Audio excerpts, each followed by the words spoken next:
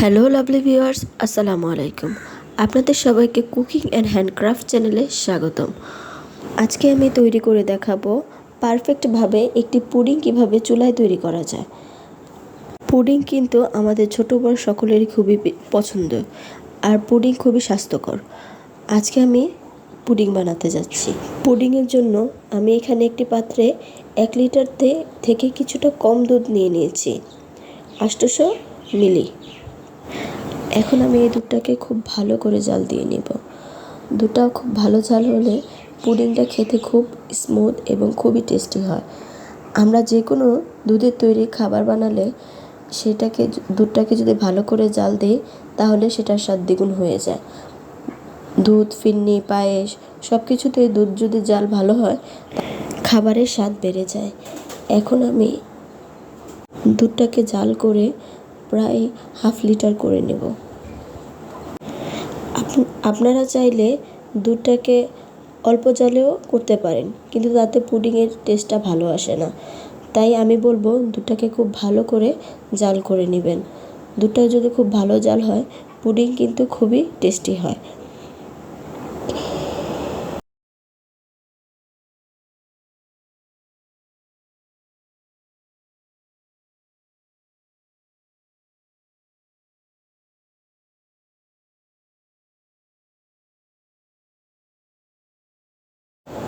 চুলার আঁচটা মিডিয়াম ফ্লেমে রেখে আপনার দুধটাকে জাল করবেন।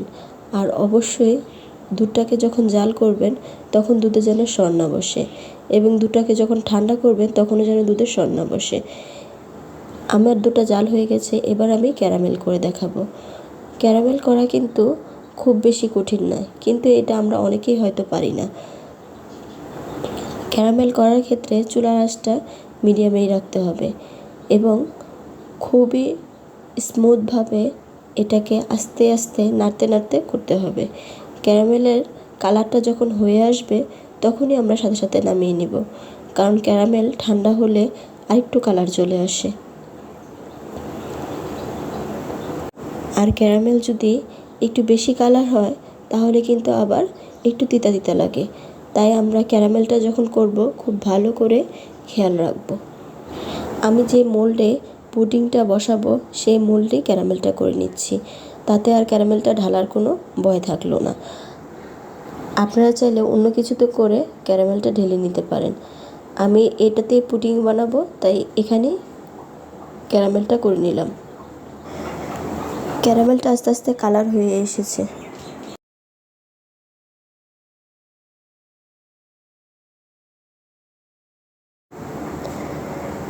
ক্যারামেলটা হয়ে এসেছে। এখন আমি ক্যারামেলটা নামিয়ে ঠান্ডা করে নেব।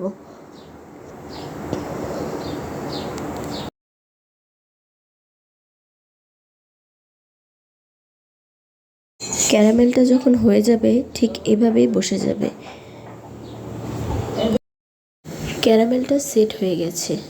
এবার আমি একটি পাত্রে 3টা ডিম নিয়ে নিয়েছি। আমি 1 লিটার দুধকে জাল দিয়ে 1/2 লিটার করে নিয়েছিলাম, আর 1/2 লিটার দুধের জন্য 3টি ডিম যথেষ্ট। আর আমি 1 কাপ চিনি দিয়ে দিয়েছি। আপনারা চাইলে আপনাদের মিষ্টি অনুযায়ী চিনিটা একটু কমিয়ে বাড়িয়ে নিতে পারেন। এবার আমি ভালো করে চিনিটা গলে যাওয়ার আগ পর্যন্ত নাড়তে থাকব। চিনিটা গলে আসলে আমি দুধটা মিশিয়ে দিব। দুধটা মেশানোর আগে ভালো করে ঠান্ডা করে একটু ছাঁকনি দিয়ে ছেঁকে তারপর দুধটা দিব। তাতে যদি দুধে কোনো লাম্পস থাকে, সেগুলো থেকে যাবে। আপনারা যদি চান তাহলে একটু গুঁড়া দুধ মিশিয়ে নিতে পারেন। গুঁড়া দুধ দিলে পুডিংয়ের টেক্সচারটা একটু গাঢ় হয় এবং খুবই ভালো হয়। এবং আপনাদের কারো কাছে যদি ডিমের গন্ধ আসে, ভালো না লাগে, সেক্ষেত্রে আপনারা একটু ভ্যানিলা এসেন্স দিয়ে দিতে পারেন। দুধটা ঠান্ডা হয়ে গেছে। এখন আমি ডিমের সাথে দুধের মিশ্রণটা মিশিয়ে দিচ্ছি। মিশিয়ে আমি ভালো করে এটাকে দুধ আর ডিম একসাথে মিশিয়ে নিব।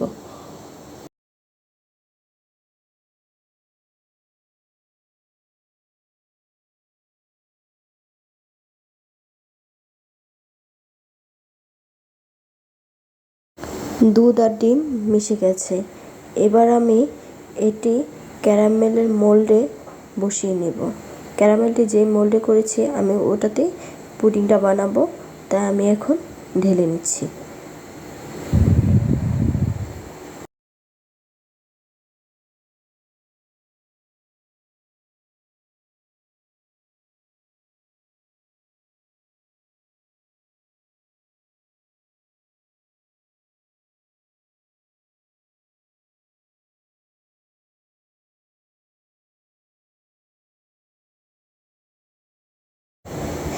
এবং আপনারা এমন একটি মোল্ড নেবেন যেটা ঢাকনা দিয়ে লাগানো যায়। ঢাকনা দিয়ে ঢেকে এটা পানির উপর বসিয়ে দেব। আমি একটি পাত্রে পানি গরম করে নিচ্ছি এবং তাতে স্ট্যান্ড থাকলে স্ট্যান্ড দিয়ে নেবেন, আর না হয় একটা ভেজা কাপড় নিচে দিয়ে পানি দিয়ে নেবেন।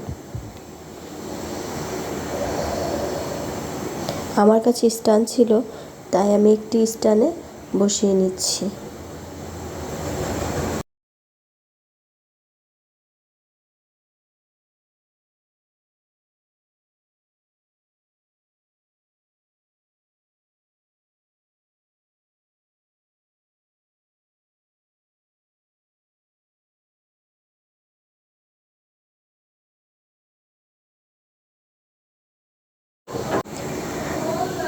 পানি একটু কম হয়েছিল, তাই আমি একটু পানি দিয়ে দিয়েছি।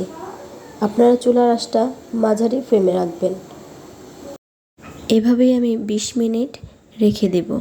20 মিনিট পর পুডিংটা হয়ে আসলে আমি নামিয়ে দেখাচ্ছি। আপনারা ঠান্ডা হলে সার্ভ করবেন। আমার পুডিংটা ঠান্ডা হয়ে গেছে, এখন আমি এটা ঢেলে নিচ্ছি।